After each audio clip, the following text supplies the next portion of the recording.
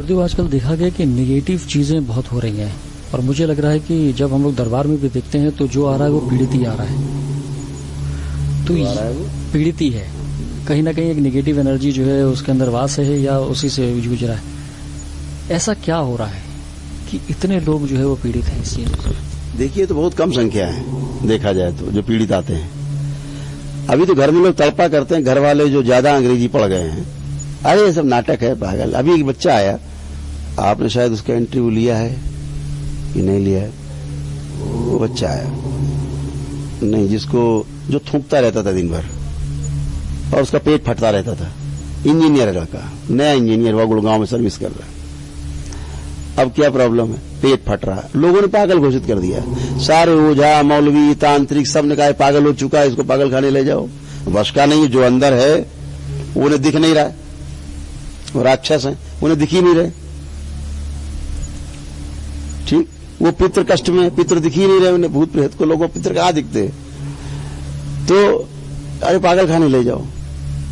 डॉक्टरों ने भी कह दिया इसे पागल खाने ले जाओ, इसे कुछ नहीं है, नाटक करता, पेट फट रहा है और दिन भर थूकता। एक बेचारा वो डिब्बा बंद करके, डिब्बे में चारों तरफ कपड़ा लपेट रखता था, डिब्बे का ढक्कन, थूका, बंद किया, फिर 2 मिनट बाद थूका, फिर बंद किया। मैं कहा मत थूको बेटा, क्या गुरुजी रुकता ही नहीं है? थूकना ही पड़ेगा। ठीक, तो अब इसके पिता ने कहा इसको पागल खाने में भर्ती करा दो, ये पागल हो चुका है लड़का, बढ़िया इंजीनियर लड़का, विज्ञान का छात्र, जो भूत प्रेत को मानता भी नहीं था कि होता भी कुछ। दरबार को किसी तरह से शरण मिली उसको, यहां आया, आज वो पूरी तरह ठीक है। उसका यहां आते ही जब संकल्प कराया, उसका थूकना बंद, उसका पेट का दर्द गायब, जो कंटिन्यू था 2-2.5 साल से, उसकी नौकरी छूट गई, इलाज चालू, पागलपन का इलाज चालू।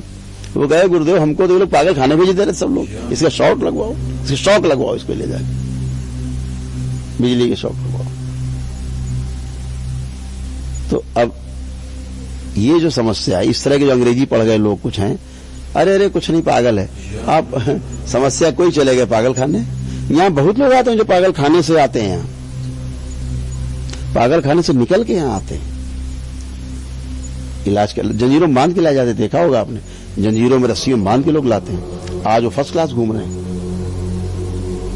कोई दिक्कत नहीं।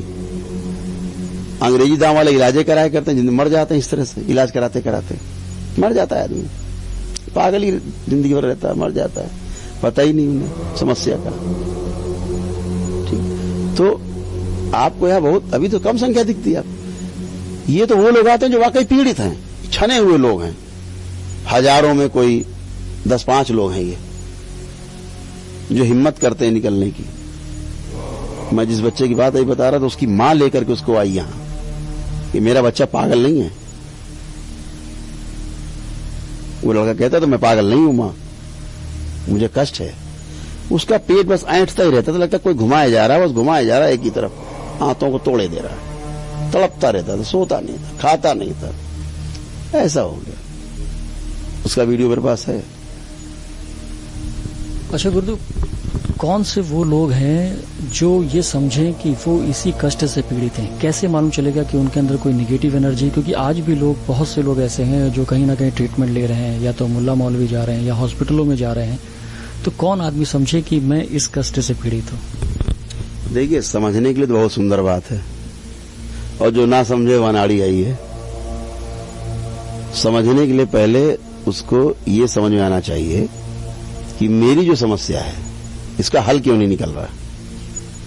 एफर्ट हम सारा लगाते हैं, परिणाम में 0 क्यों हो जाते हैं। दवा खा रहे हैं, लाभ क्यों नहीं हो रहा है। सारे अच्छे काम कर रहे हैं, गालियां फिर भी मिल रही चारों तरफ से। बच्चे कहना नहीं मान रहे, पति पत्नी में कलेश बना हुआ, झगड़ा चल ही रहा है, बाप बेटे झगड़ ही रहे हैं, भाई भाई झगड़ ही रहे हैं, रिश्तेदारों से बन नहीं रही, व्यापार शून्य हो रहा है, धीरे धीरे नीचे जा रहा है, नौकरी करने लायक नहीं बच रहे, भोजन पच नहीं रहा, खा रहे हैं तो भाग रहे हैं बार बार, दवा असर नहीं कर रही। तो ये तमाम सिम्टम इस तरह के हैं, सामने वाले देख चिढ़ होने लगे। ठीक। तो जब ये तमाम सिम्टम आने लगे इस तरह के जो अप्रत्याशित है,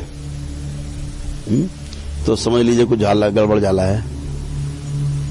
और गड़बड़ झाला है तो भाई चलो उस रास्ते पे, देखो क्या है, मिलो गुरुजनों से, अघोर पंथ के साधकों से मिलो। मैं बाबा कहता हूं इस विधा के जो लोग हैं, इस समस्या को ठीक करने वाले जो लोग हैं, वो केवल अघोर पंथी ही हैं। वही लोग इसको कर सकते हैं। भगवान भोलेनाथ और मां की शक्ति जहां एक साथ मिले, वहीं इसको ये बैठे हैं, कोई हनुमान जी की सिद्धि करके बैठा, कोई शनि देव करके बैठा, तो कोई जादूगर बन के बैठा, कोई काली जी पूज रहा बैठ के। कोई व्यवस्था नहीं है, कुछ नहीं होना है, सब फ्रॉड हो रहा है, एकदम फ्रॉड। ये सब खबीस पूज रहे हैं बैठ के, जिन्न पूज रहे हैं बैठ के, गंदी शक्तियां पूज रहे हैं बैठ के, तामसिक लोग हैं। मूर्तियां आगे करके उनके पीछे गंदा खेल चल रहा है। आप यहां देखते हो कैसे रोज पकड़ते हैं। तो इसलिए ये जो समस्या है वो बड़ी है, लेकिन समझना अगर चाहे आदमी तो समझ सकता है। भाई कैंसर आप में क्यों बना,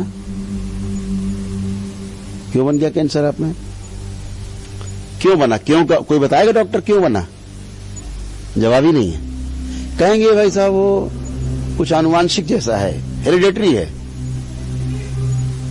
ये हेरिडेटरी क्या होता है पता नहीं। बाबा को था, पप्पा को था, हमको हो गया। भाई क्यों हो गया तुम्हारा? तुम्हारा शरीर अलग है, उनका शरीर अलग है, तुम में कैसे आ गया?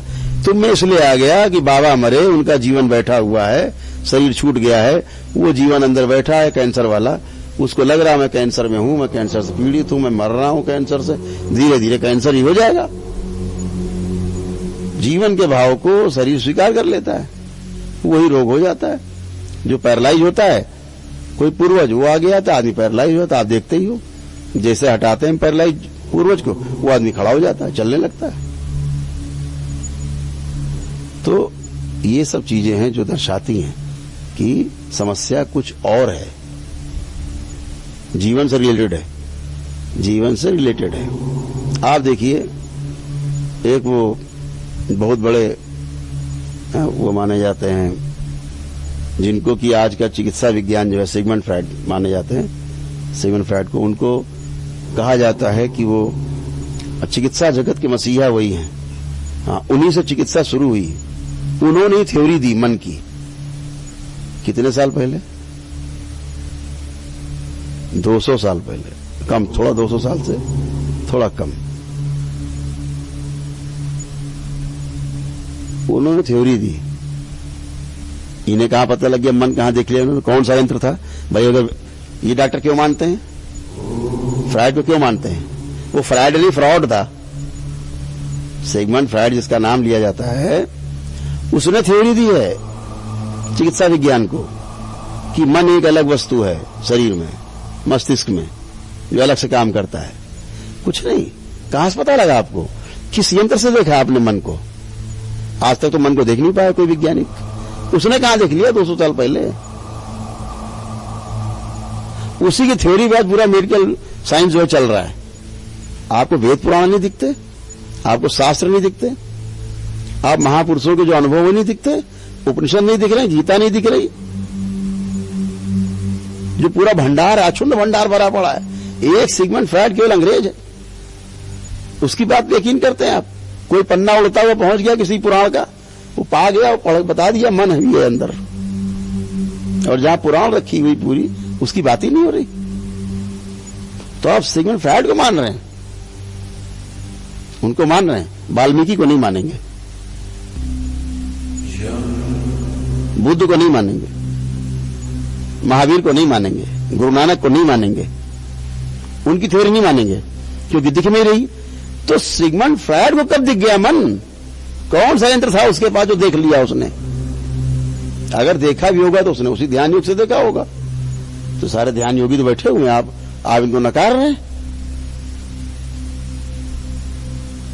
तो ये विज्ञान दोगली, ये राजनीति करता है विज्ञान। ये विज्ञान नहीं, ये जनता के जेब पे डकैती डालने वाली चिकित्सा का विज्ञान है। जेब खाली करने वाला, बेवकूफ बनाने वाला। कारण का पता नहीं, इलाज हो रहा, आप कब ठीक होगे? जो रोग बना है उसके कारण का आपको पता नहीं है, कैसे ठीक होगे आप? आपको कोई कष्ट है और उसका कारण नहीं पता हमें, हम कैसे आपका कष्ट खत्म कर देंगे? है कोई तरीका? तो पहले कारण पता हो तो रोग का निवारण आराम से होता है। तो एलोपैथी में कारण पूछो तो दांत निकाल देते हैं, नहीं भाई वो तो नहीं पता, लक्षण चिकित्सा करते हैं। लाक्षणिक चिकित्सा करते हैं, ये कब तक चलेगा खेल? आज एक छोटा सा वायरस जो ठीक से दिखता भी नहीं इनको, उसका आकार प्रकार इन लोगों को ठीक से दिखाई भी नहीं दे रहा है, एक छोटा सा वायरस पूरे विश्व की नाक में दम कर दिया है। अरे प्रेत तो इससे भी छोटा है, पितृ उससे भी छोटे हैं आकार में, वो नाक में दम करे आपको नहीं दिख रहा? पूरे विश्व में सबके नाक में दम किए हुए हैं ये दिख ही नहीं रहे आपको वायरस, क्योंकि थोड़ा पकड़ में आ रहा है उनके यंत्र में, इसलिए उसको मान रहे हैं। अभी तो उससे भी नीचे वाले हैं जो दिख ही नहीं रहे फिर भी काम कर रहे हैं। सपोज करो ये यंत्र देखने के वाला इनके पास ना होता कोरोना वायरस को, तो क्या करते ये? फिर क्या करते? फिर क्या मानते? तो कभी तो यंत्र बनेगा, आप उस दिशा में काम तो करो। आप प्रेत को देखने के यंत्र बनाइए, आप पितृ को देखने के यंत्र बनाइए, क्यों नहीं बना सकते आप? जब कोरोना वायरस आप देखने के यंत्र बना सकते हैं तो वो भी बनेगा। उसके लिए प्रयास करिए, उसके लिए अनुभव लीजिए महापुरुषों के, दर्शन शास्त्र उठाइए, दर्शन उठाइए, पुराण उठाइए, शास्त्र उठाइए, वेद उठाइए। शंकराचार्य जो बैठे हुए देश के अंदर हमारे धर्म के रक्षक, उनके पास जाइए, बड़े बड़े धर्म गुरु बैठे उनके पास जाइए, ये वैज्ञानिकों को भेजो वहां, ये जाके वहां शिक्षा प्राप्त करें पहले, तो इनको पता लगेगा कि वायरस के बाद की कौन सी थ्योरी है। तो वायरस ये हल्का दिख गया है थोड़ा सा तो पता लग रहा, हाँ है वायरस है, कोरोना है, कोरोना है। प्रेत दिखता नहीं तो मान ही नहीं रहे, मारे डालना सबको जान ले रहा। मैं सामने देखता हूं कि फलां पे ये, फलां पे ये, फलां पे ये, मरे जा रहे हैं आपस में लड़के, आपस में ही लड़ रहे हैं। अंदर वाले लड़ रहे हैं, बाहर वाले बदनाम हो रहे हैं। जिनका शरीर बदनाम, वो दारू पिए घूम रहे हैं, पी अंदर वाला रहा है और बदनाम बेचारा सामने वाला हो रहा है कि सारा दिन भर दारू पीता है।